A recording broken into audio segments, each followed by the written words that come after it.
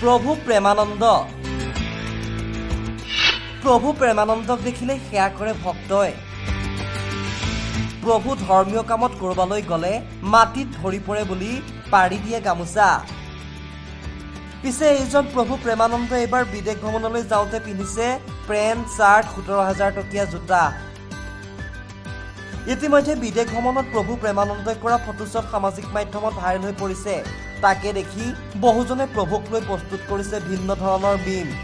পিছে এতিয়া কথা হ'ল কৃষ্ণগুৰু সেৱা আশ্ৰমৰ প্ৰধান প্ৰেমানন্দ প্ৰভুৱে বিদেশ ভ্ৰমণ কৰাত আপত্তি কিয়?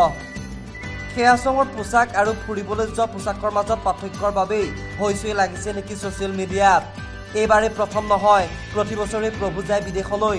এইবাৰ প্ৰভু প্ৰেমানন্দ ব্যস্ত ছুইজাৰলেণ্ড, ফ্ৰান্স আৰু ইটালীৰ ভ্ৰমণত। সামাজিক মাধ্যমত ট্ৰল দেখি বহুজন কৃষ্ণগুৰু আদৰ্শৰে অনুপ্ৰাণিত ভক্তই কৈছে, বিদেশলৈ ধুতি পিন্ধি যাব লাগিছিল নেকি প্ৰেমানন্দ প্ৰভুৱে? কাপোৰ কি পিন্ধিছে সেয়া গুৰুত্বপূৰ্ণ নে তেওঁৰ জ্ঞানৰ পৰিধি কিমান সেয়া গুৰুত্বপূৰ্ণ? কৃষ্ণগুৰু সেৱা আশ্ৰমলৈ যোৱা ভক্তসকল মূৰ্খ নেকি? মুঠতে এতিয়া বিতৰ্কৰ ওপৰত বিতৰ্ক, ট্ৰলৰ ওপৰত ট্ৰল। দেখা যাওক ক'ৰ পানী কলৈ যায়। News desk report, NZ news. প্ৰভু প্ৰেমানন্দক দেখিলে সেয়া কৰে ভক্তই। প্ৰভু ধৰ্মীয় কামত কৰবালৈ গলে মাটিত ধৰি পৰে বুলি পাৰি দিয়ে গামোচা। পিছে এইজন প্ৰভু প্ৰেমানন্দ এইবাৰ বিদেশ ভ্ৰমণলৈ যাওঁতে পিন্ধিছে পেণ্ট চাৰ্ট 17,000 টকীয়া জোতা।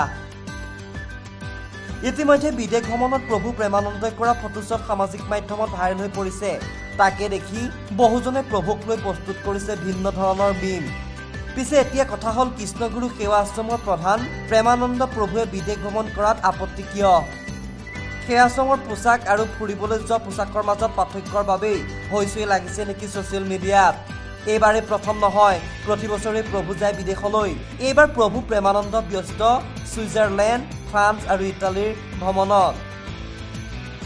সামাজিক মাধ্যমত ট্ৰল দেখি বহুজন কৃষ্ণগুৰু আদৰ্শৰে অনুপ্ৰাণিত ভক্তই কৈছে, বিদেশলৈ ধুতি পিন্ধি যাব লাগিছিল নেকি প্ৰেমানন্দ প্ৰভুৱে? কাপোৰ কি পিন্ধিছে সেয়া গুৰুত্বপূৰ্ণ নে তেওঁৰ জ্ঞানৰ পৰিধি কিমান সেয়া গুৰুত্বপূৰ্ণ? কৃষ্ণগুৰু সেৱা আশ্ৰমলৈ যোৱা ভক্তসকল মূৰ্খ নেকি? মুঠতে এতিয়া বিতৰ্কৰ ওপৰত বিতৰ্ক, ট্ৰলৰ ওপৰত ট্ৰল। দেখা যাওক ক'ৰ পানী কলৈ যায়।